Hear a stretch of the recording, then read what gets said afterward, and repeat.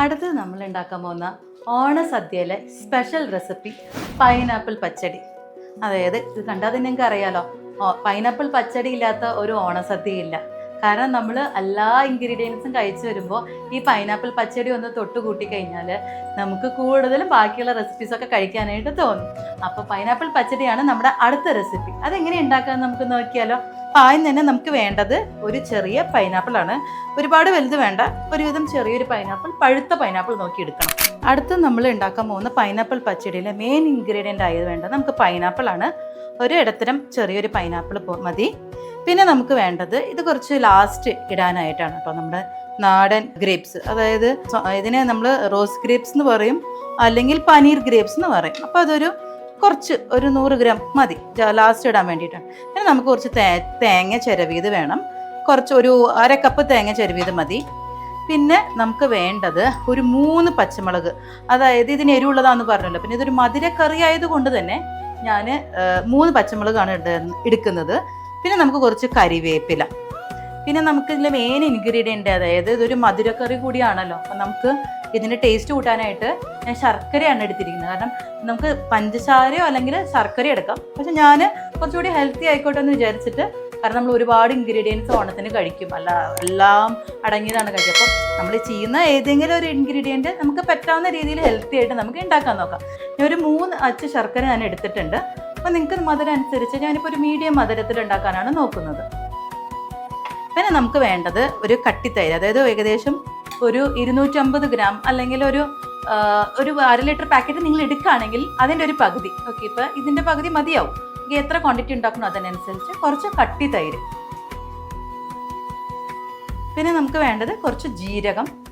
പിന്നെ ഇതിൻ്റെ main ingredient, ഈ പച്ചടീൻ്റെ മെയിൻ ഇൻഗ്രീഡിയൻ്റ് ആയിട്ടുള്ള നമ്മുടെ കടുക്. ഇത് കടുക് ചേർത്തിട്ടാണ് നമ്മൾ തേങ്ങ അരയ്ക്കുക. അപ്പോൾ നമുക്കിത് എങ്ങനെ ഉണ്ടാക്കാൻ നോക്കിയാലോ. ഫസ്റ്റ് നമുക്ക് പൈനാപ്പിൾ കട്ട് ചെയ്യണം. ഞാൻ പൈനാപ്പിൾ കട്ട് ചെയ്തിട്ട് വരാം. അപ്പം നമുക്ക് പൈനാപ്പിൾ പച്ചടി ഉണ്ടാക്കാൻ തുടങ്ങിയാലോ.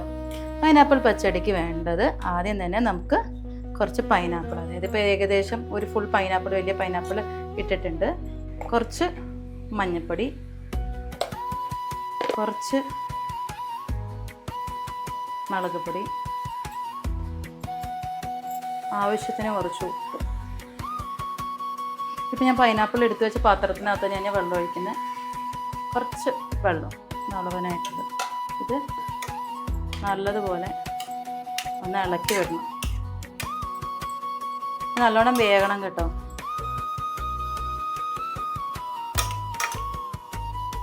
നമുക്ക് ഇതിന് ടേസ്റ്റ് കൂട്ടാനായിട്ട് നാടൻ വെല്ലം അല്ല ശർക്കര പൊടിച്ചെടുത്താണ്, ചതച്ചെടുത്താണ് ഞാൻ. എന്നാലും അത് പെട്ടെന്ന് ഉരുകി കിട്ടുള്ളൂ. അത് നമുക്ക് ഇതിനകത്ത് ചേർത്തത് 3 അച്ച് പൊടിച്ചെടുത്തു. എല്ലാം കൂടി നല്ലോണം ഒന്ന് ഇളക്കി വെന്ത് വരണ വരെ നമുക്ക് വെയിറ്റ് ചെയ്യാം. മൂടി വയ്ക്കും കുറച്ച് നേരം. 2 പച്ചമുളക്, പിന്നെ ഞാൻ നേരത്തെ കാണിച്ചു തന്നില്ല ഇത്രയും തേങ്ങ, 1/2 മുറി തേങ്ങ, 1 സ്പൂൺ ജീരകം, 1 സ്പൂൺ കടുക്. ഇനി നമുക്കത് അരച്ചെടുക്കാം. ഇനി നമുക്ക് അരച്ച് വെച്ച തേങ്ങ, അതായത് ഈ പരുവാവണം കേട്ടോ. അതായത് ഒരു പേസ്റ്റ് പോലെ ആയിക്കഴിഞ്ഞാൽ ഇതിന് നന്നായി. ഇപ്പം നമ്മളിതിനകത്ത് ആഡ് ചെയ്ത ജീരകവും നമ്മുടെ കടുകും കുറച്ച് പച്ചമുളകും അതുപോലെ തേങ്ങയൊക്കെ ഇതിനകത്ത് നമുക്ക് ആഡ് ചെയ്യാം.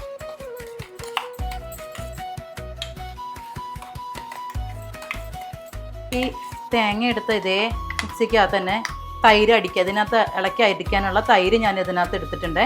അപ്പം നമ്മൾ ഇതെല്ലാം ചേർന്ന് അടിക്കാൻ പോകണം. ഈ അരപ്പ് കുറച്ചൊന്ന് വേവണം, അതായത് എന്നാലും അതിൻ്റെ പച്ചക്കുത്തൊക്കെ ഒന്ന് മാറുള്ളൂ. നല്ലൊരു മധുരക്കറിയാണിത്. കാരണം ഇത് ഞാൻ ചെറുത് തൊട്ട് ഞാനിത് ഉണ്ടാക്കാറുള്ള ഒരു കറിയാണ്. എനിക്ക് കുക്കിംഗ് ഇഷ്ടമുള്ള കാലം തൊട്ട് തന്നെ ഞാൻ ഉണ്ടാക്കാറുള്ള ഒരു റെസിപ്പിയാണ് പൈനാപ്പിൾ പച്ചടി എന്ന് പറയുന്നത്. ഇപ്പോൾ ശർക്കര ഇട്ടുകൊണ്ടാണ് കേട്ടോ ഇതൊരു ഡാർക്ക് മഞ്ഞ കളറായിരിക്കുന്നത്. മറ്റേത് നമ്മൾ പഞ്ചസാര ഇട്ട് കഴിഞ്ഞാൽ ഭയങ്കര ലൈറ്റ് യെല്ലോ ആയിട്ടിരിക്കും. പക്ഷേ ഇത് ശർക്കരയാണ് ടേസ്റ്റ് നല്ലത്. ഓക്കെ, അപ്പോൾ നമുക്ക് കറിയൊക്കെ ഉണ്ടാക്കുമ്പോൾ എപ്പോഴും മാമ്പഴക്കറി ആയാലും ശരി, മാമ്പഴ പുളിശ്ശേരി ആയാലും ശരി, നമ്മുടെ പൈനാപ്പിൾ പച്ചടി ആയാലും ശരി, മധുരക്കറി, എന്ത് മധുരക്കറി ആയാലും ശർക്കര ഇടുന്നതായിരിക്കും നല്ലത്. അപ്പോൾ ഇത് ഏകദേശം തിളച്ച് വന്നിട്ടുണ്ട്. ഞാൻ തീ ഒന്ന് കുറച്ച് വെക്കുകയാണ് കേട്ടോ. തീ ഓൾമോസ്റ്റ് നല്ലോണം കുറച്ച് വെച്ചോ. ഞാനിനി ഈ തൈര് അടിച്ചത് ഇതിനകത്ത് ഇടാണ്. ഇനി തീ ഓഫ് ചെയ്യണം. ഇനി തീ ഓൺ ചെയ്ത് കഴിഞ്ഞാൽ സംഭവം പാളിക്കും.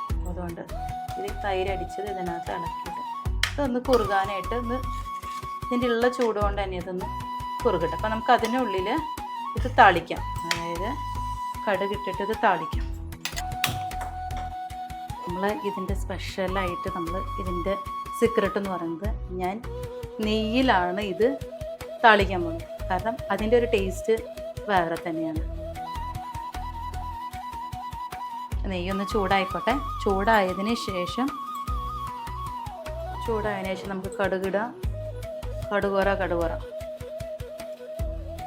കടുകൊന്ന് പൊട്ടി വന്നതിന് ശേഷം നമുക്ക് ഒരുമിച്ച് പൊട്ടി തുടങ്ങി നമുക്ക് ഇതിടാം. നമ്മുടെ വറ്റൽമുളക് ഇടാം. വറ്റൽമുളക് കുറച്ച് കറിവേപ്പില ഇടാം. ലൈറ്റായിട്ട് ഞാൻ ഇളക്കി കൊടുക്കുന്നുണ്ട്.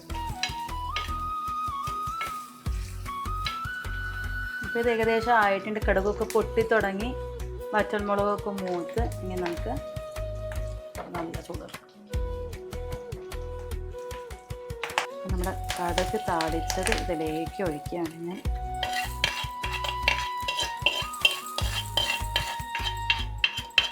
ലാസ്റ്റ് ഒരു വേണമെങ്കിൽ ചേർക്കാം, അല്ലെങ്കിൽ നമുക്ക് സ്കിപ്പ് ചെയ്യാൻ പറ്റുന്ന ഒരൈറ്റമാണ് നമ്മുടെ ഗ്രേപ്സ് അല്ലെങ്കിൽ മുന്തിരി. ഇത് നിങ്ങൾ റോസ് ഗ്രേപ്സ് അല്ലെങ്കിൽ പനീർ ഗ്രേപ്സ് തന്നെ എടുക്കണം കേട്ടോ. മറ്റേ ഗ്രേപ്സ് ഇട്ട് കഴിഞ്ഞാൽ ഈ ഒരു ടേസ്റ്റ് കിട്ടില്ല.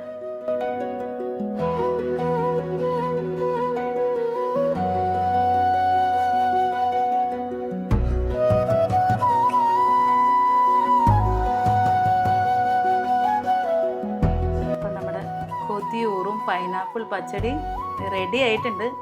അപ്പം നമ്മുടെ സദ്യയിലെ ഒരു മെയിൻ ഇൻഗ്രീഡിയൻ്റ് ആയിട്ടുള്ള ഈ സംഭവം ഉണ്ടാക്കി എല്ലാവരും ഈ വീഡിയോ സേവ് ചെയ്ത് വയ്ക്കുക, ഡൗൺലോഡ് ചെയ്ത് വയ്ക്കുക.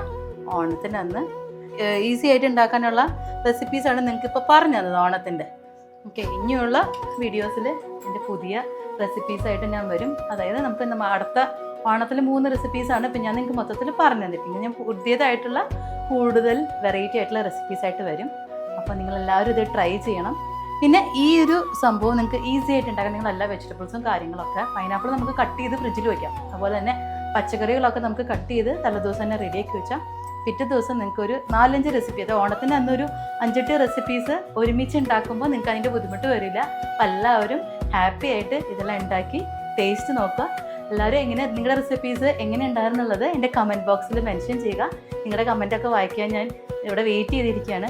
ഇതുപോലെയുള്ള രസകരമായിട്ടുള്ള കുക്കിംഗ് റെസിപ്പീസ് കാണണമെങ്കിൽ എൻ്റെ ചാനൽ സബ്സ്ക്രൈബ് ചെയ്യാൻ മറക്കല്ലേ. നിങ്ങളെല്ലാവരും സബ്സ്ക്രൈബ് ചെയ്യുമെന്നുള്ള വിശ്വാസത്തോടു കൂടി നിങ്ങളുടെ സ്വന്തം ഡോക്ടർ.